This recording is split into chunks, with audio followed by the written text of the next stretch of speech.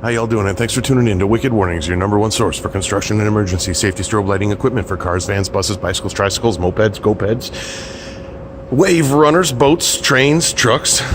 Trucks like this, 2022 Ford F-150 PowerBoost. This is a real pretty truck, brand new white PowerBoost for a firefighter. Came all the way here from Tennessee. We really appreciate that. I can't say enough how thankful I am when trust is earned and customers come from far away like this and let me work on their brand new vehicle. What you're looking at in the front there, that's our auto flasher kit. That is a no-cut kit. It's available two ways. One way, swap the wire in your connector. Second way, plug and play adapter.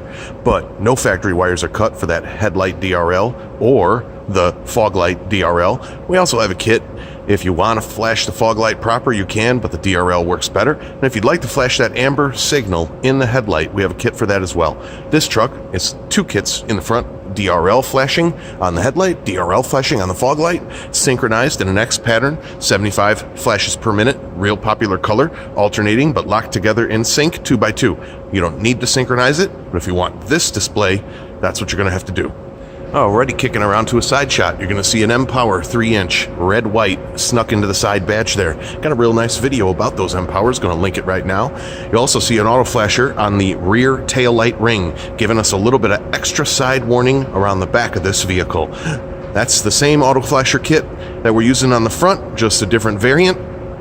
It is also a no-cut kit, meaning two options. Swap a wire in your factory connector called no-cut kit, or you can purchase a plug-and-play adapter if you'd like to just simply unplug the tail light and put the plug-and-play adapter in there. Again, that's our auto flasher on the rear parking ring. That is not a brake light. That is a parking ring that you're seeing on that tail light right now. Pulling back here just a little bit, you can see those badges really doing their work. They kick out on about a 45-degree angle towards the back, very similar to what we do on the Super Duties. That's why we like to put the light in the badge right there.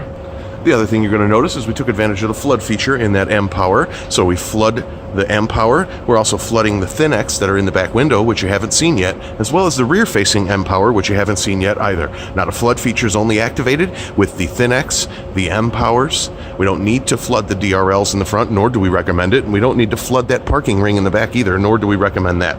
Alrighty, working our way around the back of the truck, you can see we've got two Thin-X mounted in the back window. That's a red-white Thin-X, but we have those in all colors.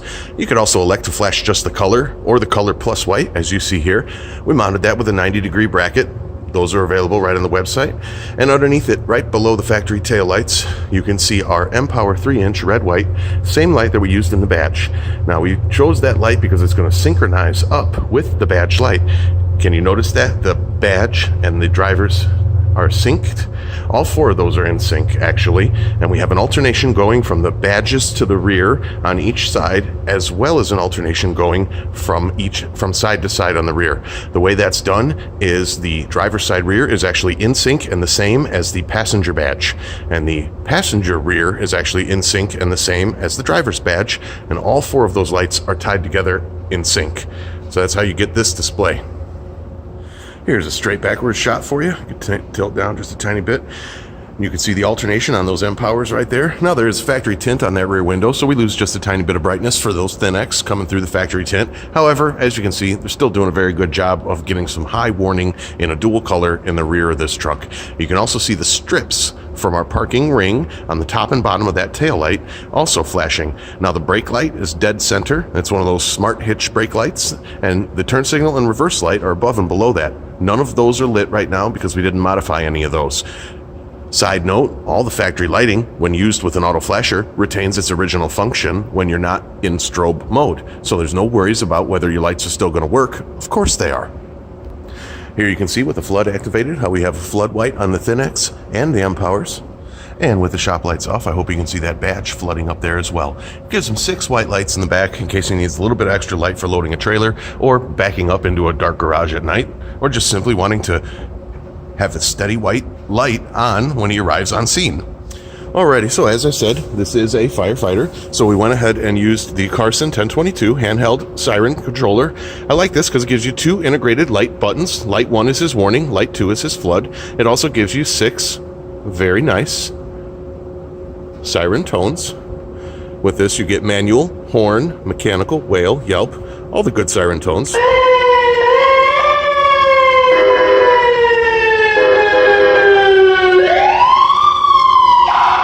all the cool stuff. Now, there is no PA on this, but it is a handy little handheld device. It comes with a clip, but we usually run it right here out of this area over here. Most people tuck it in there or throw it up into there when they're not using it, so we usually bring the wiring right in like that. That's what we did in this instance, and you might have seen the same kind of setup on another truck we did. So once again, here's a cool shot of the front there with your nice X pattern on the auto flashers. Remind you again about those factory lights not losing any of their function. There's a side note on these headlight and fog light DRLs. They do sleep when the key is off.